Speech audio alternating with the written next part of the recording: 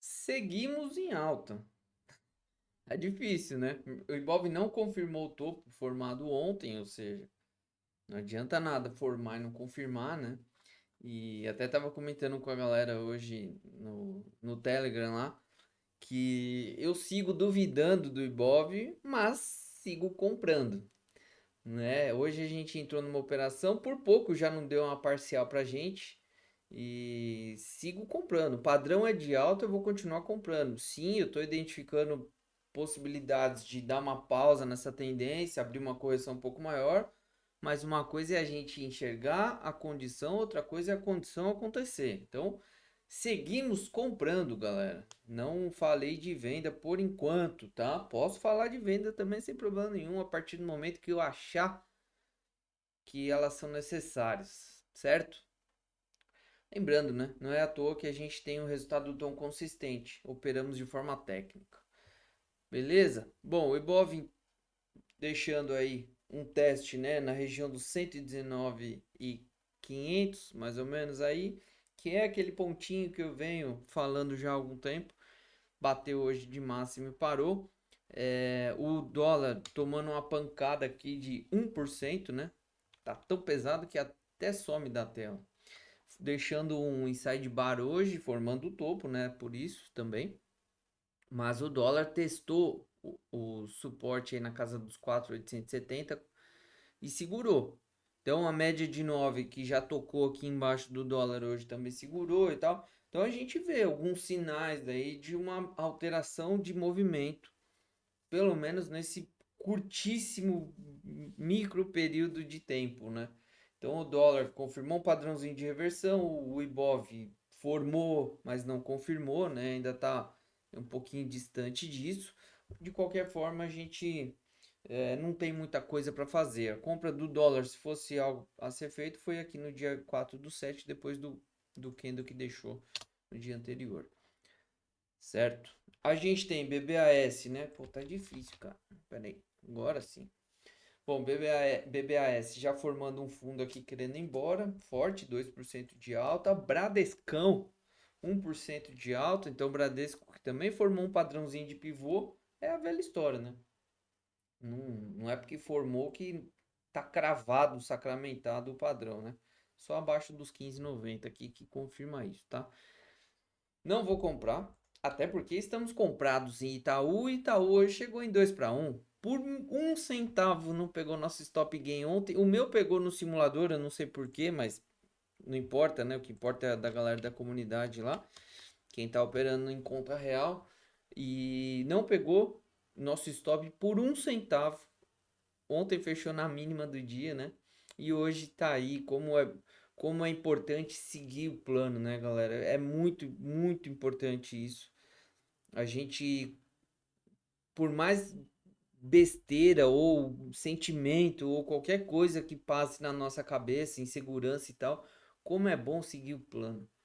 E tá aí o resultado, né? O papel que por um centavo não tirou a gente seria stop gain, não seria nem loss, mas ainda assim, ó, de um stop gain saindo com um lucro relativamente pequeno, agora a gente tem a condição do papel chegar no alvo que da operação, que é 29,76. Então, putz, eu vou sempre encher a paciência de vocês para seguir o plano. E lembra que ontem eu falei, pô, galera, não é porque o Ibov formou um padrão de reversão novamente que é para entrar em desespero e tal.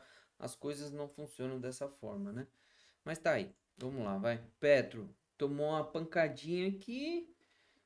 Petro tá bem enroscada, né? Eu comentei com o pessoal, eu não tô conseguindo enxergar nada pra gente fazer na Petro.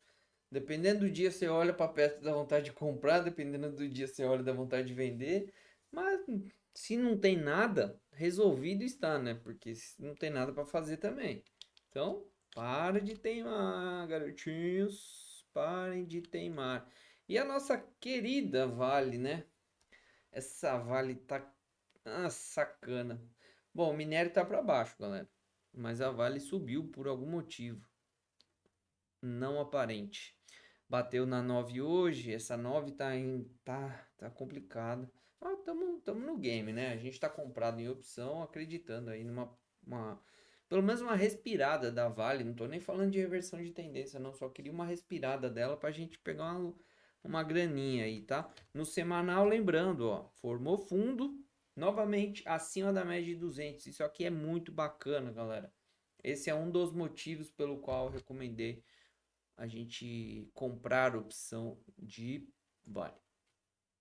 O Ibov não confirmou o topo do semanal, mas o topo permanece válido também, tá? Eu esqueci de mostrar isso para vocês. E aí a gente teve, ó, mais um dia que BRF subiu forte, subiu 9% antes de ontem. Ontem entrou uma correção e hoje aí subindo 7%, muito forte. CVC também subiu forte hoje, ó. Formou um fundo nessa região. Opa, tá interessante CVC, viu? Não tinha prestado atenção nela ao longo do pregão de hoje, não. Se ela continua bacana, aí a gente tem Lojas Renner que subiu legal. Magalu chegou a subir bem, mas bateu nos 3,30 agora como resistência e já sentiu, galera. Olha como são pontos importantes, né? Que eu falo pra gente prestar atenção. Nós, todos nós, né? Não é só eu, não. É você, todo mundo aí, prestar atenção nos pontos. E ó, bateu nos. A máxima de hoje foi 3,30, né? E segurou, tá? Bom, eu não vou ficar me estendendo. Hoje é sexta-feira. Todo mundo querendo já. E eu não recomendei CSN. Desenhei isso daqui numa live que eu fiz fechada pro grupo de opções. Padrão aconteceu. Não gostei por causa desse imbróglio todo aqui. E o papel hoje teria entregado aí pelo menos 1 para 1 já. Ó, tinha uns 3% de risco, andou os 3%, 1 para 1. Entregue, tá? Nosso querido amigo Paulo, que foi o que perguntou de CSN na live que eu fiz das opções, que eu desenhei que eu só compraria CSN num cenário assim ou num cenário assim. Aconteceu e eu não fiz, né? É normal, galera. A gente não vai fazer tudo não, tá? É erro sim, podemos considerar um erro, mas tudo bem. Não tem problema. Tá certo? Quem mais? Lá fora, as criptos continuam para cima, que bom. E aí o S&P agora deu uma desembestada a cair, né? Renovando mínima do dia e tal. Lembrar, né? O S&P tem sinal de topo duplo e tal, mas também só estraga aqui a brincadeira perdendo a mínima do dia 26. Então, por enquanto, é um padrão que liga a luzinha do alerta, mas é só isso, tá?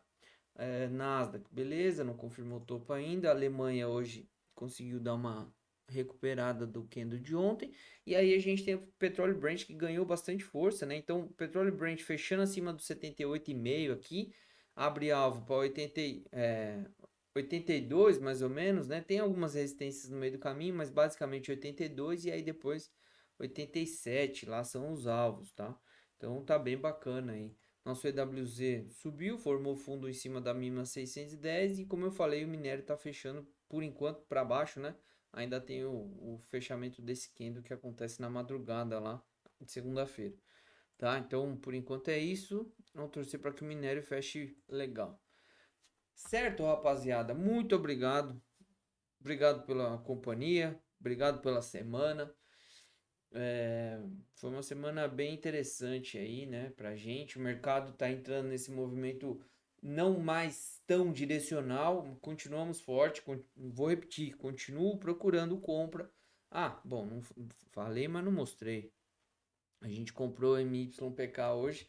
O parcial tava nos 12,37, a máxima foi 12,30, tá? Então chegou perto, mas não chegou na parcial. Prio chegou em 2 para 1 também, a comprinha aí chegou em 2 para 1, show de bola, já estamos com o stop gain apregoado e tal, hora nos 39,41, tá? E simbora, galera. Ganhou força, Itaú, né, como já mostrei para vocês. Embraer, eu acho que vem stop gain aí, quem sabe na segunda-feira, infelizmente. Grendene tá nesse enrosco chato, mas estamos posicionados. E Mita formou um topinho aqui no gráfico diário. Ontem chegou muito perto de 8 para 1, então tá aí. Beleza? Um grande abraço, um ótimo descanso, um ótimo final de semana também e fui!